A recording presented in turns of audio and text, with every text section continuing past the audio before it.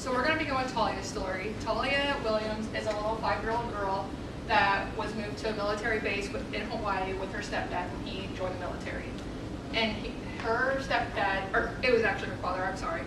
Her father married a woman, Talia's stepmother, and when they were in the military base, Talia's mother was not in the picture. She was back home in one of the Virginias. Talia was abused. Talia would be taped to a bedpost by her ankles, around her waist, and have her hands strapped behind her back to a bedpost. She would have her mouth covered so nobody could hear screams, and her eyes covered so she wouldn't see the hits coming.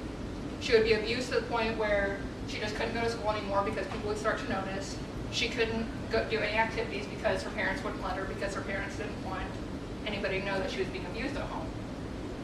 So, in addition to that, Talia was also, her stepmother had her on the ground because she had an accident in her pants, and she stepped on her until her ribs basically cracked. And the continuous abuse of all the abuse, a continuous cycle of all the abuse led to Talia passing away. So we're doing our presentation over supporting children abused in military families. I'm Haili. I'm Colin. And I'm Brianna. The connection with the society is that when a child's abused at a younger age, that abuse will continue throughout their entire life cycle, which can lead to lower academic achievement and adult criminality. In addition, around $300,000 is spent on public assistance throughout the lifetime of a child that grows into foster care. So if the child was put into foster care at a young age, that's $300,000 that we're spending on them as well. So some background information. This is a hidden epidemic, whether people just don't want to talk about it or want to pretend it doesn't happen.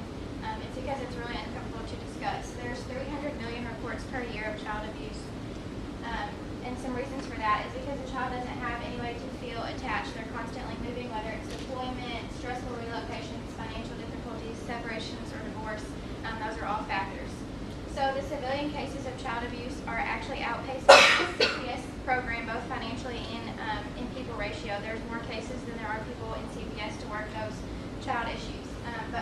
Another fact that's even sadder is that the military families have even more child abuse rates than the civilians. Just some of those are not always reported because the people in the military do not want to risk losing their rank or their job or their money. So what's the problem that we're addressing is that there's no support for these children in the military families. The loss of control and lack of tolerance are two major reasons given for abuse by military perpetrators. Everybody brings work home, but for military families that work is a little bit different. It's sometimes even more violent. So unfortunately those children are at risk for that. So there needs to be a program of treatment and prevention that needs to be developed and implemented to fit the needs and lifestyles of the military family, because it's not your typical day-to-day lifestyle that you're bringing home. We did talk to Maria Carrier. She's at the Family Advocacy Program, and she could confirm that there are these issues being addressed and that there's not a way that directly helps those kids. It's just focusing on reuniting the families, but not always helping the kids through this emotional time. So our solution is that we're going to offer BRAT counseling. BRAT stands for Born, Raised, and Trained, and a BRAT is a military child of a parent serving in the military. So what we're going to offer is it's to all the military families on the base.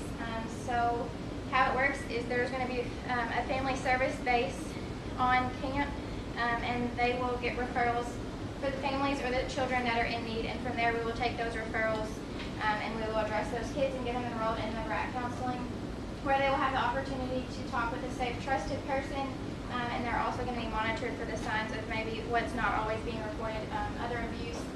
They're just going to help them physically and emotionally through this rough time. Some more information about BRAT counseling. They're going to have weekly check-ins just to keep them on the right path, where they get to draw or write or talk with this person about work or school or their home life, anything causing them stress or anything that they're willing to talk about. And this gives the chance to the counselor and the child to build a relationship and earn that trust. So some different modules that they're going to do.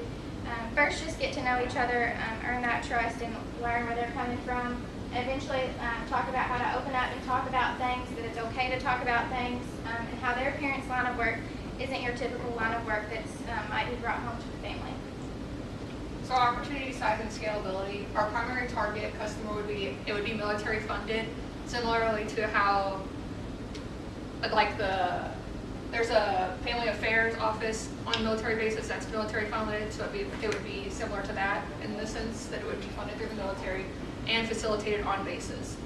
We would start small, so we would start in the bases that we have here in Indiana, Camp Atterbury and the Grissom Air Reserve in Kokomo.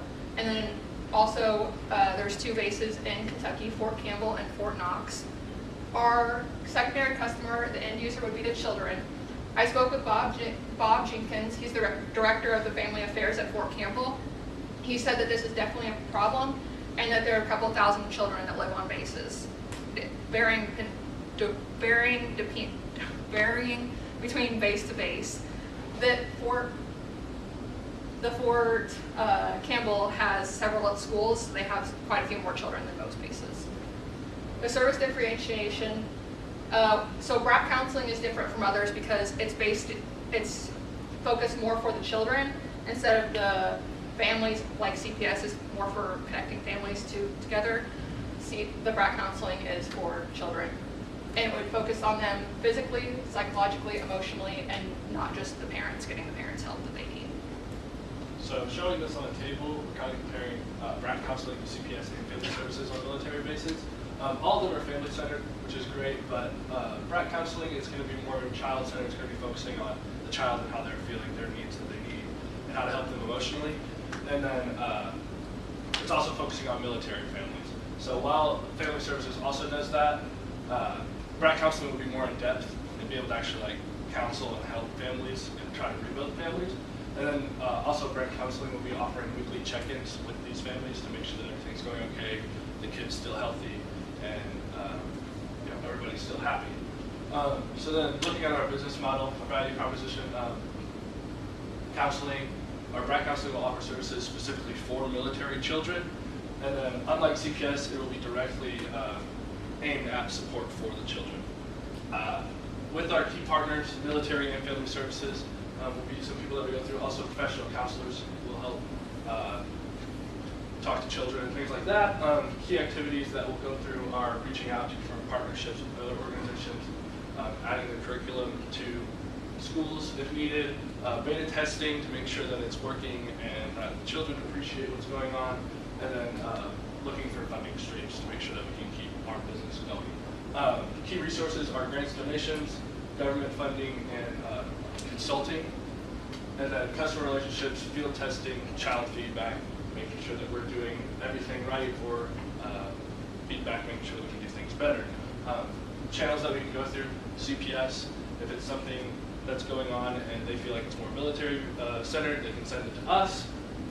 Military families, maybe some families are going through the same thing and can request coming to see us and getting our help. Then military children, maybe some children are going through the same thing and they can be like, hey, check out BRAC counseling. And then also family services, maybe they feel like it's a little bit more in depth and they can't really handle it, so they'll send them our way. And then just some customer segments that we'll be covering are just military children and military family services.